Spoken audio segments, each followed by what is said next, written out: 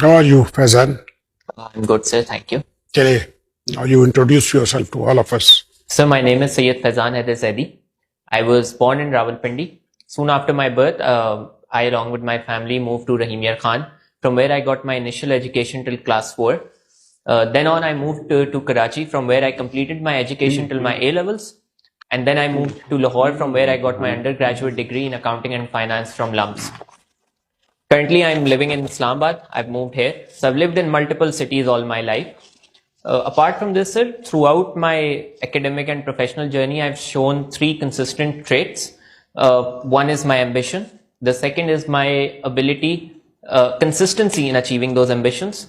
And third is my ability and desire to learn diverse set of skills and knowledge.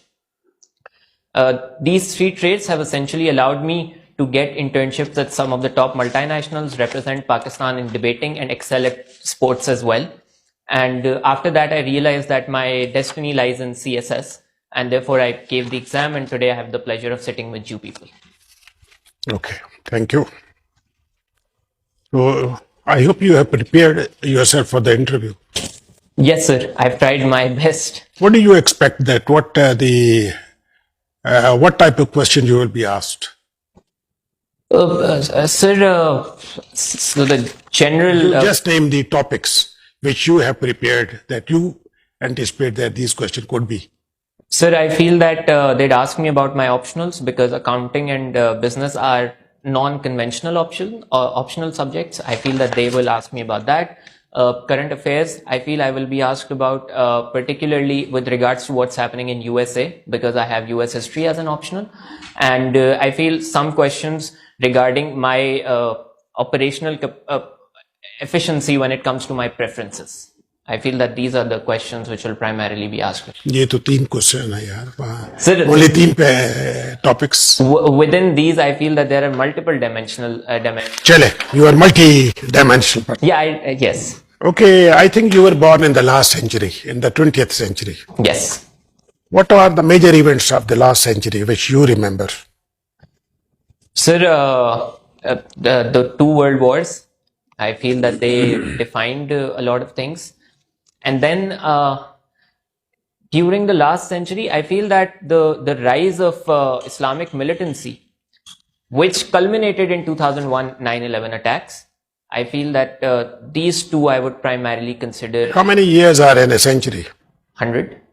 So you start from 1901, yeah, and you conclude 2000. 2000. It's a huge Yes. time. तो कुछ और नहीं याद आता? Sir, formation of Pakistan obviously is an important event as well. But the events I pointed out were more in a global context, how they have impacted the world order as it is right now. I feel that those are the world wars. What are your views about this Brexit?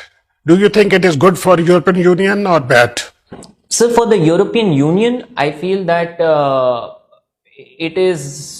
they have got a good deal. The deal that they've got right now, they're happy with it. I feel that the problem will be for the United Kingdom. In fact, European Union will survive regardless.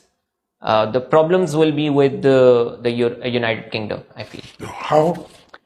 So because now they have taken a step which... The nation which has ruled the world for whole of the centuries. Yes. Sir, I feel that exactly that is the reason. Do you think they have not thought about all these things? So when populist rhetoric takes precedence over they had politics, plenty of time after a referendum. They have been thinking for 2 long years.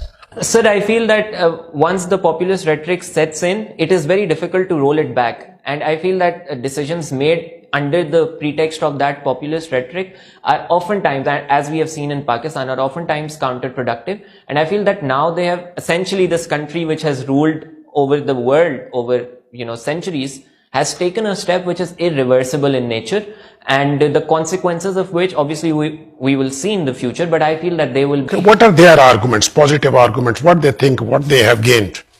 So they feel that the United Kingdom is now going to be a much more uniform country in a sense that now they will not have the European immigrants coming in. They will be That is the first. The second is that they feel that they will be more independent in their decision making in terms of their trade laws, in terms of who they want to trade with, who they want to give, immigration status to, and all of those things. Now they have got the whole world, the whole American continent, Australia, Canada.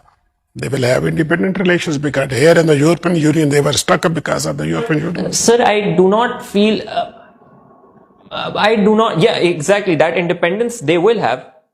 That is the argument that they give. And third argument which they give is that the less fortunate in the United Kingdom, or the people who are hardworking people, who you call the working class, they will now be economically advantaged because of the immigrants not coming in. I feel these are the three primary arguments that they give. What is the definition of crime? So crime is an act or omission which is contrary to the laws which have been stated, and when a moral value is codified in the constitution or in a law and then it is broken, it becomes a crime. How do you see the future of democracy in Pakistan? Sir, I feel that the future of democracy is bright. I feel that we are living in times where any other option other than democracy will be very hard to justify and to implement. You say that it will be good, but on what ground you are saying? So I'm saying that because we are no longer living in the 1900s. We have a free media. We have an educated civil society, a civil society which is willing to stand up on certain principles, not all principles, but still certain principles they're willing to stand up on. And the third, I feel that now, after 3 consecutive transitions of power, the people have had a taste of political participation. Particularly over the last 10 years, the political participation has increased. And so now people are no longer ignorant about how their country is being run or who's running them, who's running the country. How do you assess the performance of this government for the last 2.5 years? Sir, I feel that this government has the benchmark that it set for itself has not been met. Undoubtedly, it has not been met. But despite that, there are positives to look into as well. Our problems are structural. So you cannot expect one government to come in and make sweeping reforms. The structure needs to be corrected, and I feel that we are on the path of making those structural adjustments. Can you tell me what are the implications of COVID-19 on our society?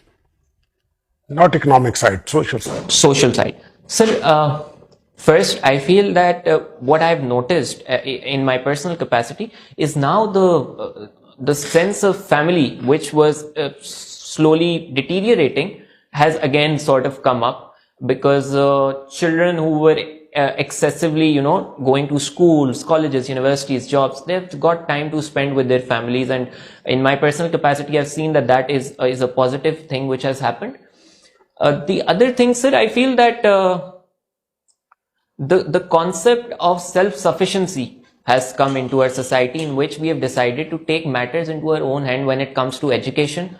We are now more self-reliant in terms of we have gone towards online education. Our systems have gone online. A third thing, sir, a social transition which has taken place because of COVID is now we have realized how important healthcare is for the country, how important sustainable healthcare and disaster management is for the country. And I feel that is a very good thing. The fourth thing which I feel is very important is that we have, in a disaster situation, we have implemented this hybrid model in which we had the political leadership and operational capacity of other institutions. And this has proven to be very successful. And so now we have a model on how we can deal with future problems if they arise anytime. Thank you. Why there is upsurge in violence in Afghanistan? Sir, yes. Recent upsurge. So we have seen that the Taliban operate under the model which is fight and negotiate. This was a model which was initially started by the United States of America, but the Taliban have actually implemented it over the last few decades, where they fight and they negotiate, they do it all the time, and they do these things simultaneously. Taliban, in an attempt to strengthen their position on the negotiation front, are sort of engaging in violence. This is the first factor. The second factor is that there is also space which is being exploited by other non-state actors, which include IS and